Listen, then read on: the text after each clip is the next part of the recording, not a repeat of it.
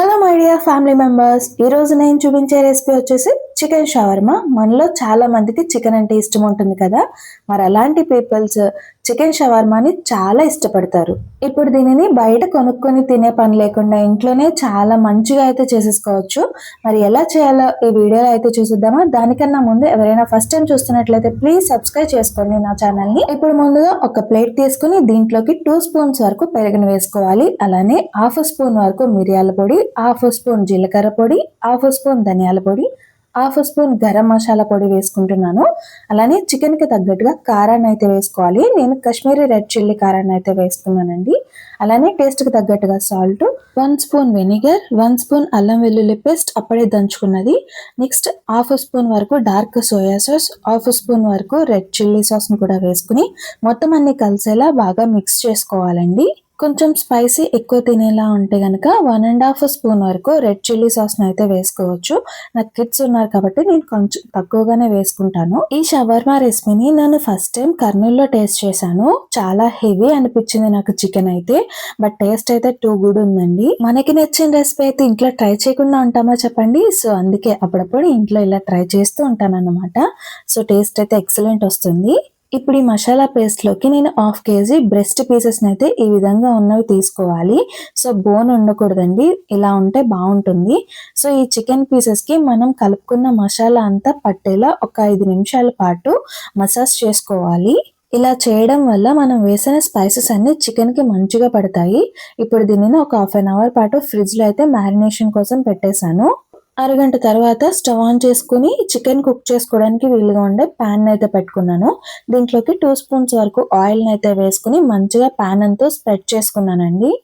ఇప్పుడు దీంట్లోకి మ్యారినేట్ చేసుకున్న చికెన్ అయితే పెట్టుకుని మంచిగా కుక్ అవ్వనివ్వాలి. సో మనం రెస్టారెంట్స్లో అది చూస్తూ ఉంటే ఒక రాడ్కి గుచ్చి చికెన్ అనేది కాలుస్తూ ఉంటారు. సో ఆ టేస్ట్ని అయితే మనం 90% వరకు మ్యాచ్ చేయొచ్చు.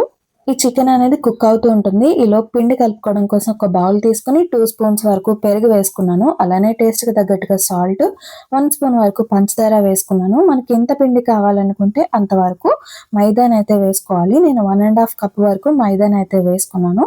దీంట్లోకి హాట్ వాటర్ని వేసుకుంటూ పిండిని అయితే కలుపుకొని ఇలా డవలా చేసుకుని మూత పెట్టుకోవాలి.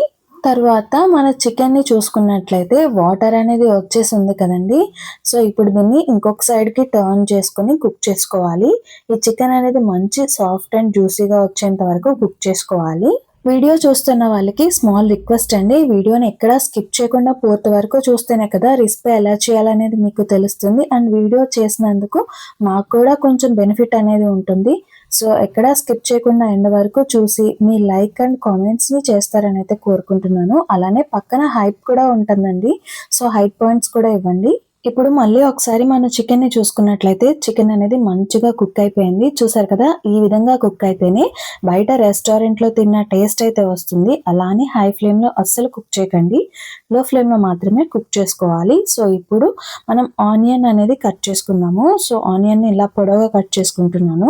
అలానే క్యారెట్ని కూడా తురుముకుంటున్నానండి. నెక్స్ట్ మనం కుక్ చేసుకున్న చికెన్ అయితే గోరువెచ్చగా అయిందండి. సో ఇప్పుడు చాకుకి గుచ్చుకుని తర్వాత నైఫ్తో చిన్న చిన్న పీసెస్గా అయితే కట్ చేసుకోవాలి. చూసారు కదా, ఈ విధంగా కట్ చేసుకుంటేనే మనకి షవర్మాలోకి బాగుంటుంది. నెక్స్ట్ అయితే మనం చపాతీలా ఒత్తుకోవాలి. సో మనం కలుపుకున్న పిండి నుంచి కొద్దిగా పాటను తీసుకుని దీన్ని ఈ విధంగా మనకి ఎంత వీలైతే అంత పలుచగా అయితే స్ప్రెడ్ చేసుకోవాలండి. ఈ విధంగా పెట్టుకున్న తర్వాత మనం స్టవ్ ఆన్ చేసుకుని ఒక పాన్ అయితే పెట్టుకోవాలి.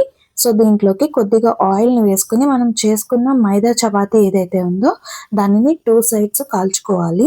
ఇలా మనకి ఎన్ని కావాలంటే అన్నింటిని కాల్చుకుని అయితే పక్కన పెట్టుకోవాలి. చూసారు కదండి, చాలా సాఫ్ట్గా అయితే వచ్చేసింది. సో ఇప్పుడు దీంట్లోకి నేను మయోనీస్ని అయితే 1 స్పూన్ వరకు వేసుకుంటున్నాను.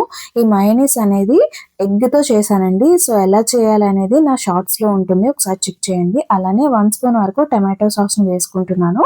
కట్ చేసి పెట్టుకున్న చికెన్ కూడా దీంట్లోకి వేసుకుని 1 సైడ్గా స్ప్రెడ్ చేసుకుంటున్నాను మధ్యలోకి. చికెన్ అనేది మనకి ఎంత కావాలో దాన్ని బట్టి వేసుకోవాలి. నేనైతే కొద్దిగా తక్కువగానే వేసుకుంటున్నాను. సో మనం ఇప్పుడు దీంట్లోకి కట్ చేసుకున్న ఆనియన్, క్యారెట్ని కూడా వేసుకుంటున్నాను. ఇంకా వెజ్జెస్ ఏమైనా ఉంటే యాడ్ చేసుకోవచ్చు. సో దట్ తర్వాత దీనిని రోల్ అయితే చేసుకుంటున్నానండి. తర్వాత రెస్టారెంట్‌లో తిన్న ఫీల్ రావాలని టిష్యూతో కవర్ చేస్తున్నా. పక్క నుంచి మా తమ్ముడు చెప్తున్నాడు, "ఈ విధంగా రోల్ చేయక్క" అని చెప్పేసి. సో, ఈ విధంగా రోల్ చేసుకున్నాను. అలానే నాకెన్ని కావాలంటే అన్నింటిని ఇదే విధంగా రెడీ చేసుకొనైతే పెట్టుకున్నానండి. కిడ్స్‌కి, మా తమ్ముడికి, హస్బెండ్‌కి ఇలా అందరికి ఇవ్వడం కోసం. సో, నాకు కావాల్సినన్నయితే చేసుకున్నాను. సో, ఒక దానినైతే ఈ విధంగా కట్ చేసి చూపిస్తున్నాను. చూసారు కదా! చాలా మంచిగా అయితే వచ్చేసింది. టేస్ట్ అయితే ఎక్సలెంట్ ఉందండి. అన్నీ ఇంట్లో ఉన్న వాటితో చాలా చక్కగా అయితే ప్రిపేర్ చేసేసుకున్నాం కదా! మీకు కూడా నచ్చిందా? అలా అయితే తప్పకుండా ట్రై చేసి టేస్ట్ చేయండి. ఇలానే మన ఛానెల్‌ని సపోర్ట్ చేయండి. Thank you for watching.